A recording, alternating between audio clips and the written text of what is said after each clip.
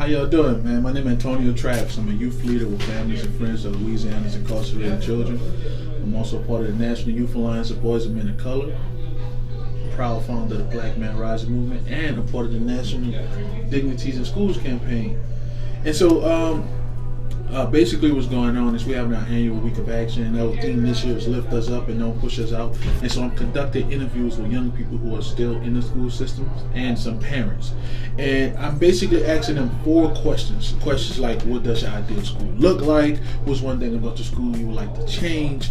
What's one thing about the school you actually like? And then my last question would be, if somebody in a position of power could see exactly what you're saying, what would you want to leave it with? Because most of the times we speak on accountability, but we never hold the right people accountable, and that's about to change. And so you're about to hear from young people, just real, raw, authentic stuff.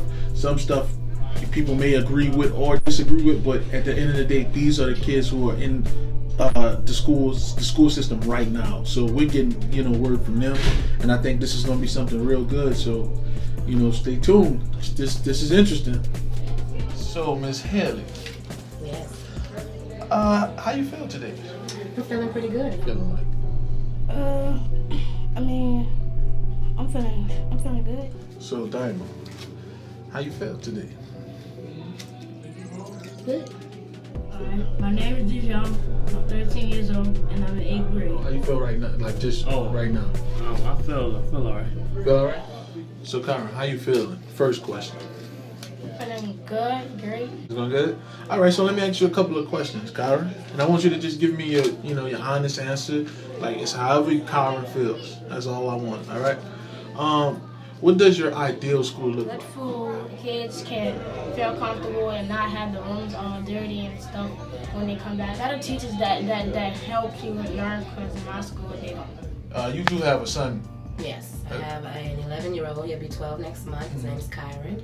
And I also have a 7-year-old daughter, Lyric. Well, I think an ideal school would be first start off with people who love and care, and people who also understand. I believe some of the problem is you have a lot of people in the school teaching now that doesn't know our demographic, that are too close to our age sometimes, and so forth. Also, I need them to bring our electives back. Give these kids sports. Let them, do more things. Some home make back, sex education, a few of those things I know I had when I was in school that helps me so much more in these days. These kids are missing out. They have them in school longer hours, but they're doing less things, less productive things, more sit behind a desk work. Anyone gets bored with doing that. A clean, not dirty, no insects rolling around the school. In my opinion, better principals and teachers with patience. Stop all the fighting, all the drug activity. Better teachers and bigger classrooms. So what's one thing about the school you attend that you would like to change, that you would like to see change? The electronics around it, like say we can have laptops that we can work on, because the world is evolving. We need technology, so we start using technology right now. We can do more experiments instead of all the work out the books. Better organization, instead of just moving out of class, we gonna not just saying everybody stand up. Then we gonna do with the bell, release at the bell time, like a regular hospital, like a regular good hospital, not like a bad where people be fighting and stuff. More time to learn in class. Say I was saying, the teachers don't teach us. I would tell them half a class would be just working by yourself, and then in the middle of class towards the end they can just go through the work with us and see if we got it right, and they can help us. So when we do the test, we can pass. Okay. Teachers with patience. They'll tell you to flip to a certain page in the book and get your homework out.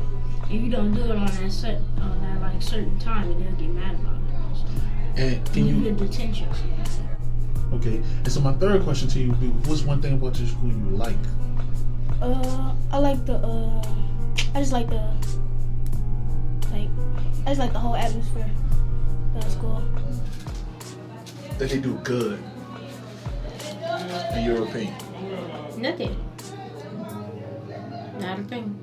Last question to you would be, if someone was in power, so someone, you say, you know, the school's dirty, they have it's bug infested, and, you know, it messes up your learning. You know, you're in class, you're trying to learn, you have this bug run across your floor.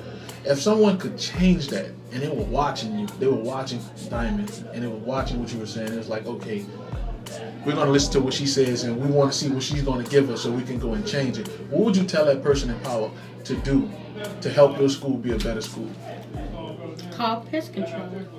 Like, The bugs are not the issue. The teachers is, and the principal, because all they do is we trying this new thing for the 6th grader. It's called personal learning plan. And while we doing this, the teacher just sit back and stuff.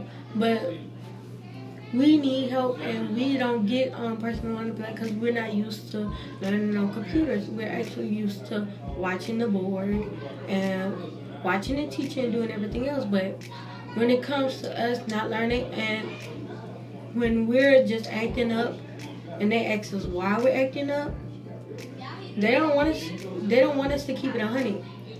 They want us to listen to what they saying, but they're not listening to what I'm saying. So I'd rather have more teachers that can understand us. that's actually real powerful.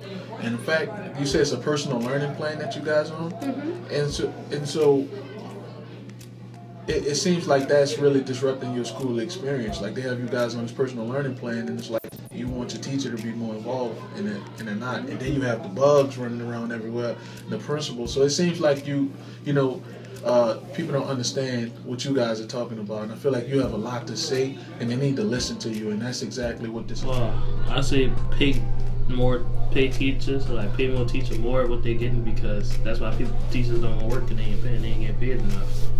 And get better utensils, like good textbooks and stuff.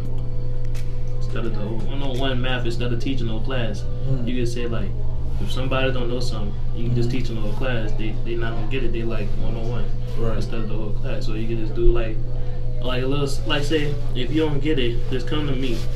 And just say when you finish the assignment, teaching the assignment, you can just come to me when we about to start on the assignment, so we can go to the teacher.